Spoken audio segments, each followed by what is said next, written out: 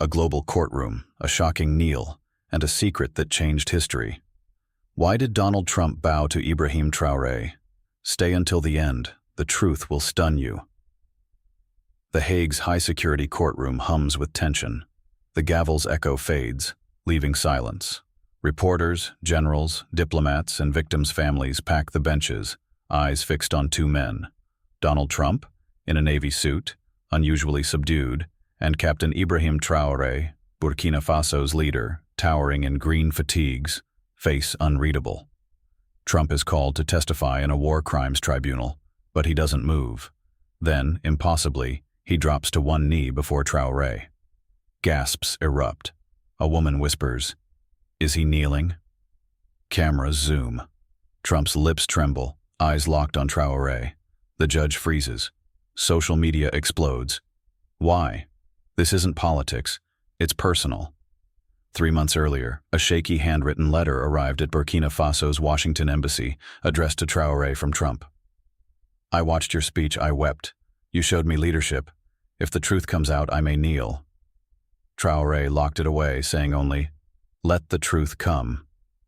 Now, in this courtroom, it's here. Traoré isn't on trial. He's a witness, his battalion having saved hundreds of children in a cross-border ambush where U.S. intelligence failed. Trump's role is murkier, tied to buried reports and lives lost for profit. An elderly woman, Miam Wedriogo, takes the stand, her yellow scarf bright against her trembling hands.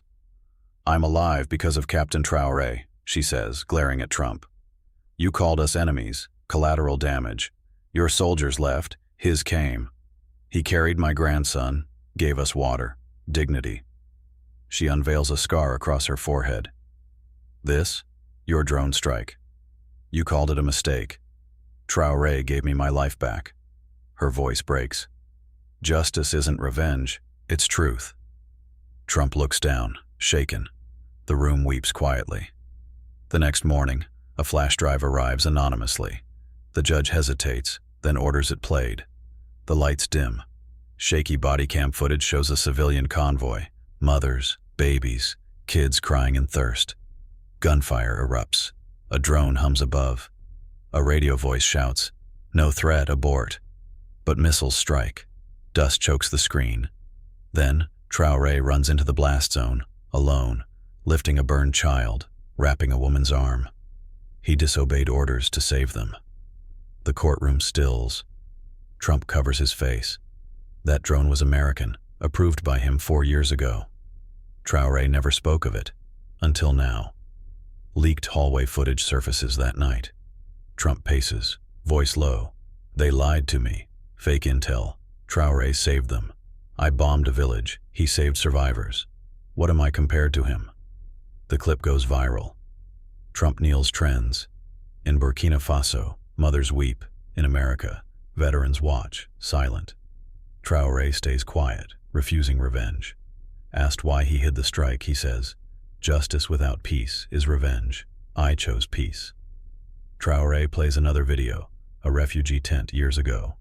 A boy, bandaged, arm missing, whispers, "They said I had no name. Captain Traoré called me courage."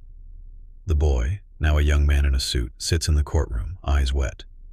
"I'm alive because he carried me," he says. Trump wipes a tear. The trial transcends politics. It's about pain, truth, humanity. The interpreter, silent for hours, breaks. "I was there," she sobs, dropping her earpiece. "A teenager in that camp. I saw Traoré carry a burning baby, shirt on fire. He saved us." She points at him. Not a soldier, a shield. Even Trump's lawyer is speechless. The courtroom becomes a place of raw memory. Traoré hands the judge a burned journal. "This was Aisha's," he says softly. "She died in the second strike." Childlike drawings, goats, sunshine, a family, fill the pages. One sentence in French. "I want to help people like the brave man from the trees." Traoré's voice cracks. "I kept this for her, not revenge, but peace." The judge whispers, "Why now?"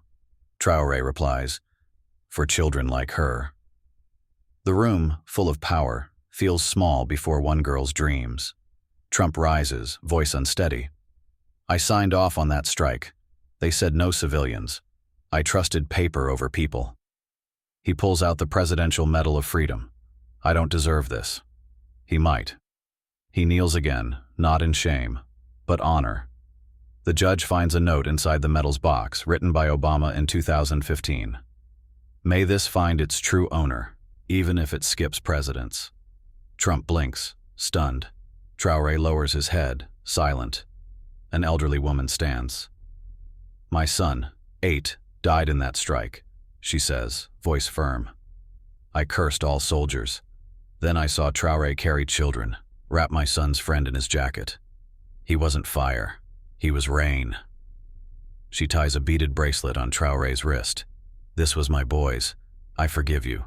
You tried to save them all. To Trump, she whispers, what's your second chance?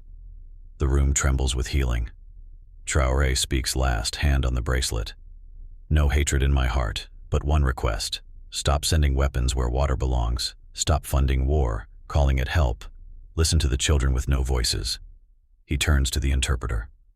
I want her at the UN, translating my words. She's lived pain and hope. Applause erupts, not from diplomats, but mothers, students, teachers. Weeks later, at the UN, Traoré is honored for peacekeeping. Trump attends, not to speak, but listen. As Traoré steps on stage, Trump salutes, then kneels once more. Respect, not remorse. Leaders weep, mothers clap, generals bow heads. A Ghanaian journalist's smuggled video plays. Traoré, 2 years ago, saving children from a burning school. No weapon, just a blanket.